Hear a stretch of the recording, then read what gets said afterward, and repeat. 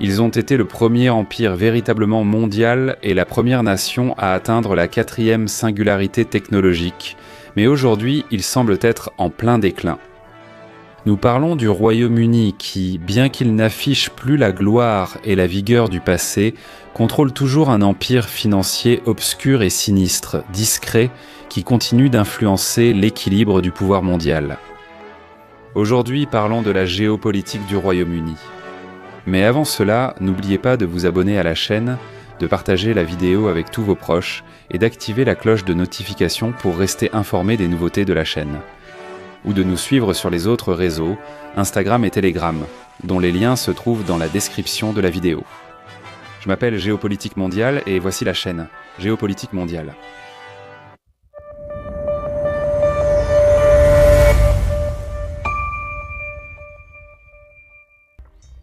Le Royaume-Uni est situé à l'ouest de l'Europe. Il comprend l'île de Grande-Bretagne, les îles environnantes et une partie de l'Irlande. Le pays est entouré par l'océan Atlantique, la mer du Nord, la mer d'Irlande et la Manche.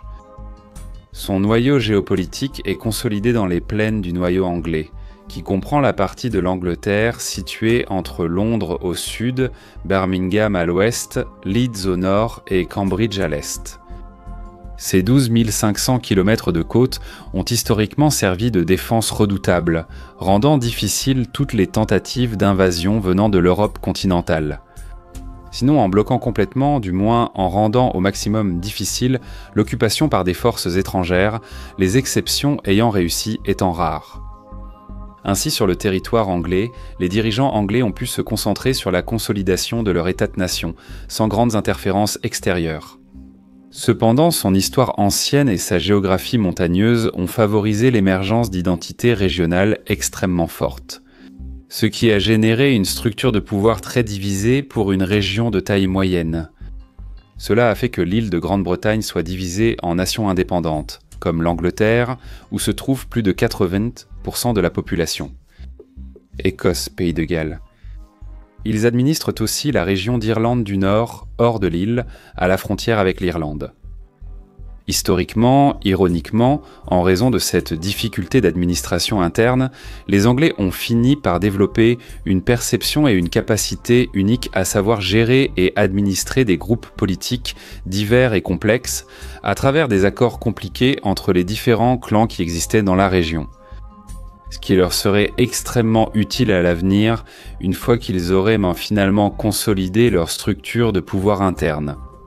Les Anglais ont alors pu concentrer leurs efforts sur la construction d'une puissante marine qui servirait à la fois à protéger les îles britanniques tout en leur donnant un accès mobile et rapide pour porter les affrontements au cœur de l'Europe dans une stratégie de division et de soutien stratégique qui n'était pas permanent et qui ont ainsi empêché leurs rivaux continentaux européens de construire des forces suffisamment grandes pour mettre la Grande-Bretagne en position défensive, sans être eux-mêmes assez puissants pour conquérir ou soumettre entièrement l'Europe.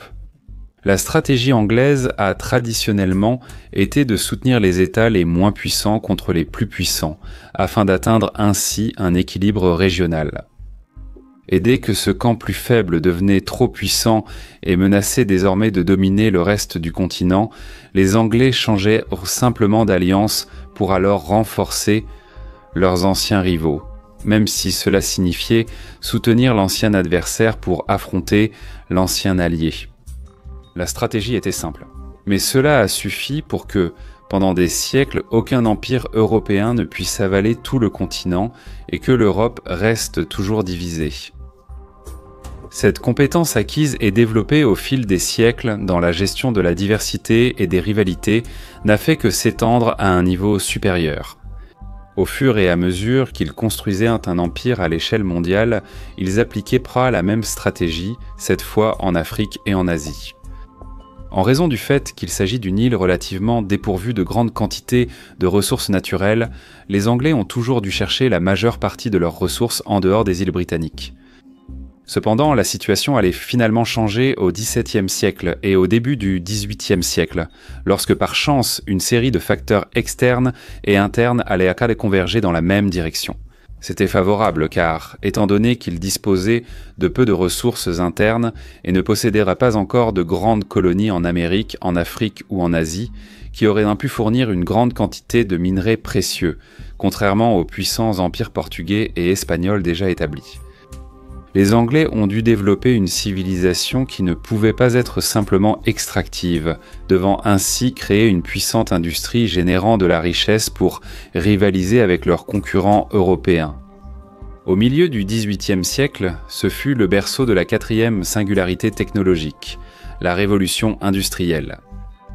Et, justement par chance, le noyau anglais se trouvait précisément au-dessus de certaines des plus grandes réserves de charbon et de fer d'Europe, qui sont vitales pour l'industrie de l'époque, qui en plus étaient reliées entre eux par des rivières navigables.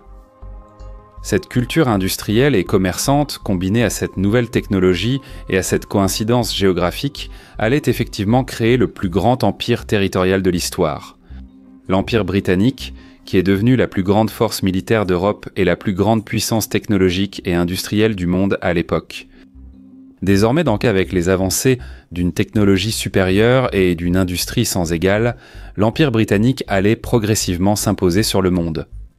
Cela, dans les siècles suivants, serait également renforcé par les généreuses réserves de gaz et de pétrole des îles britanniques à l'est et de l'Écosse.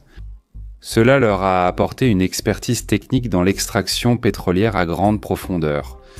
Et cela les aiderait à établir des partenariats avec des pays disposant de réserves d'énergie, mais ne possédant pas la technologie, la machinerie ou la main-d'œuvre nécessaires pour exploiter ces ressources. Autrement dit, grâce à cela, la Grande-Bretagne a eu accès à des sources d'énergie directes sur son propre territoire, uniquement pour elle-même. Contrairement à ses rivaux européens, qui devaient se disputer l'accès à ces ressources entre eux, surtout la France et l'Allemagne. Ainsi, si d'un côté, dans l'intervalle de 800 ans, entre l'an 1000 et 1800, le royaume d'Angleterre était à un niveau d'équilibre avec d'autres empires et royaumes européens, dans un contexte où aucun pays européen n'aurait jamais réussi à surpasser les autres. À partir de la fin du XVIIIe siècle et finalement au XIXe siècle, la situation allait changer radicalement. Tout d'abord avec les actes d'union de 1707 lorsque les royaumes d'Angleterre et d'Écosse sont unifiés en un seul État. Ensuite, l'union de 1800 fusionne le royaume d'Irlande avec celui de Grande-Bretagne. Mais au-delà de ces aspects technologiques, industriels et géopolitiques qui ont été fondamentaux pour l'Angleterre, il manque encore le moteur de l'épicentre de sa géopolitique, qui allait vraiment transformer l'Angleterre en cette première puissance mondiale. Et ce moteur a été la conquête du sous-continent indien. Depuis la chute de Napoléon au début du XIXe siècle, l'Empire britannique allait rivaliser avec l'Empire russe pour l'influence mondiale, et pour cela, la conquête de l'Eurasie était vitale. Alors que Moscou exercerait une pression vers le sud et l'est depuis le centre de la masse eurasiatique, Londres a choisi une solution de confinement depuis la mer, utilisant des pays hostiles aux Russes pour faire le travail à sa place. Comme l'Empire ottoman depuis le Moyen-Orient occidental, l'Empire perse depuis le sud et l'Empire japonais à l'extrême est. Tandis qu'ils concentreraient directement leurs efforts depuis le sous-continent indien et la Chine vers le nord, et cette stratégie a été couronnée de succès. Le contrôle du sous-continent indien permettrait aux Britanniques de se trouver au centre de l'océan Indien, pouvant projeter des forces vers les points stratégiques de la région. Alors qu'elle fournissait encore une grande quantité de produits alimentaires à son empire mondial et de la main-d'œuvre pour la construction de ses chemins de fer et de ses forces armées. Ce n'est pas un hasard si la région de l'Inde était appelée le joyau de la couronne britannique. Cependant, il y a un facteur très important à mentionner, qui passe inaperçu pour les inattentifs ou qui est tout simplement ignoré par les malhonnêtes. C'est le fait que, contrairement à leurs rivaux européens, les Britanniques se sont concentrés sur la construction d'un empire organique, c'est-à-dire à long terme. C'est pourquoi, au lieu d'avoir uniquement des empires extractifs ou servant de position militaire, les Britanniques, au XIXe et début XXe siècle, ils ont utilisé leur pouvoir pour investir et diffuser leurs modèles éducatifs et scientifiques dans le monde, y compris leurs colonies. De plus, et il est également important de le mentionner, ils ont construit des infrastructures dans les régions conquises, telles que des chemins de fer, des routes, l'assainissement de base, des ports, etc. Surtout en luttant contre l'esclavage et en prohibant des pratiques jugées aujourd'hui atroces. Même pour ceux qui défendent le relativisme culturel, comme par exemple en interdisant l'obligation dans certaines cultures indiennes de brûler vives les veuves après la mort de leur mari. C'est pourquoi, même si les Anglais ont commis de nombreuses erreurs, certaines ayant provoqué des catastrophes humanitaires historiques, comme la Grande Famine en Inde en 1943 ou l'essor de la drogue en Chine après la guerre de l'opium. Globalement, la contribution de l'Empire britannique a grandement fait progresser l'humanité.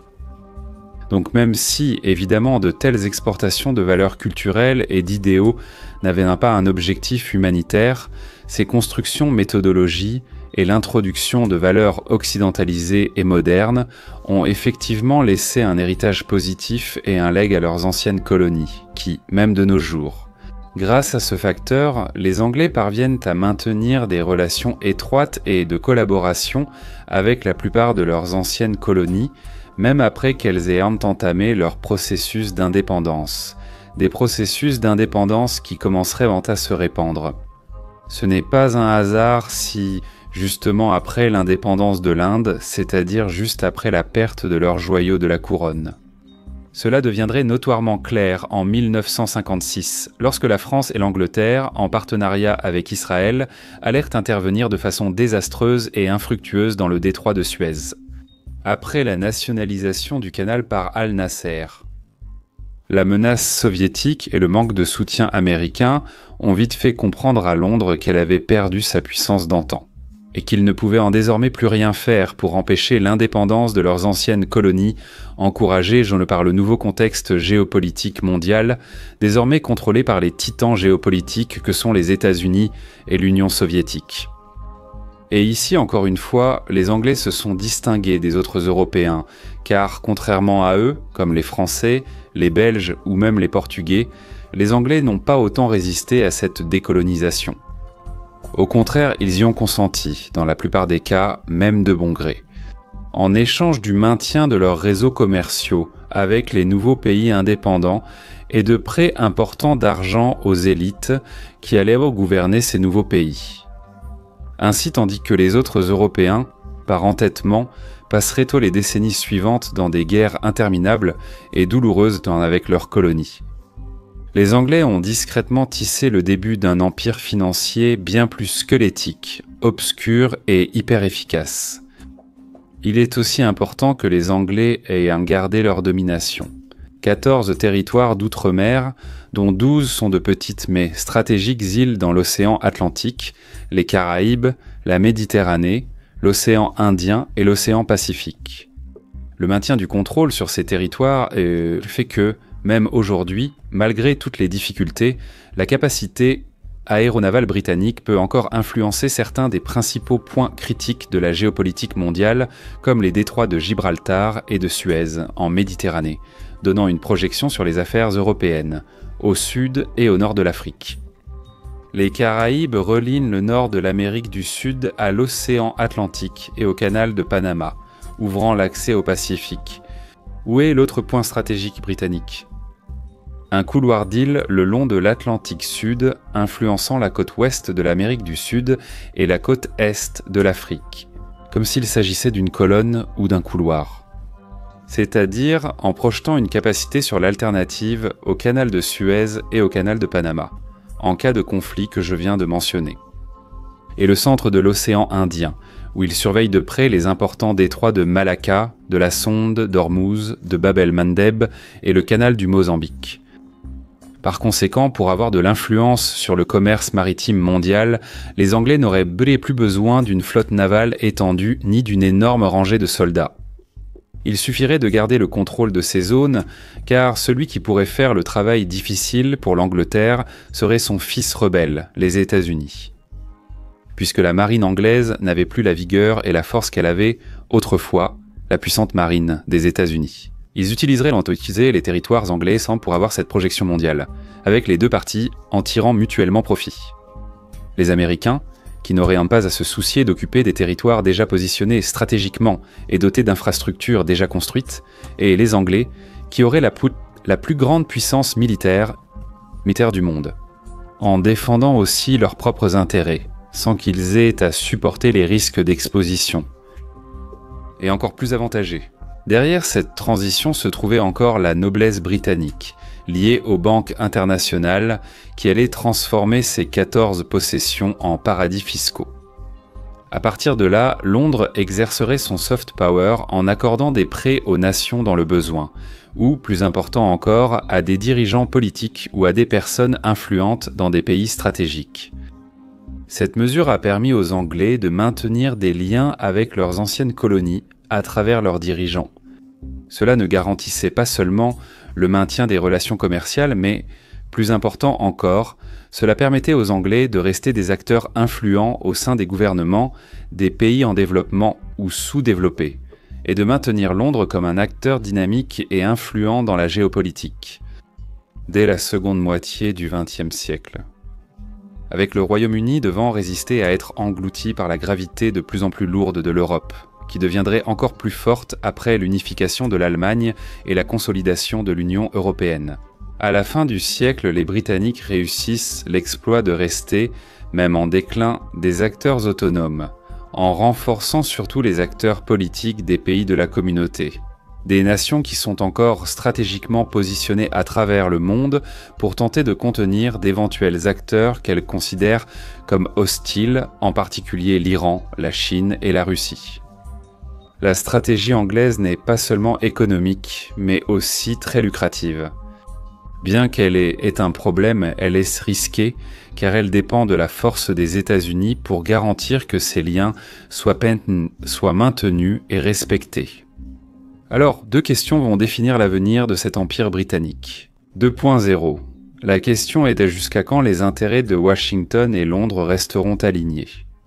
La deuxième question est de savoir quelle part de l'Angleterre survivra et à quoi elle ressemblera, à mesure que des immigrés hostiles au peuple et à la culture anglaise augmentent considérablement leur présence dans le pays. Merci à tous, j'espère que cela vous a plu. N'oubliez pas de partager la vidéo avec tous ceux que vous connaissez pour aider la chaîne à continuer de grandir. Et pensez aussi à devenir membre de la chaîne. Non seulement vous aurez un accès anticipé aux vidéos et aux contenus exclusifs réservés aux membres, comme par exemple les podcasts et les vidéos de cours que je propose, mais aussi l'accès au groupe exclusif des membres sur Telegram.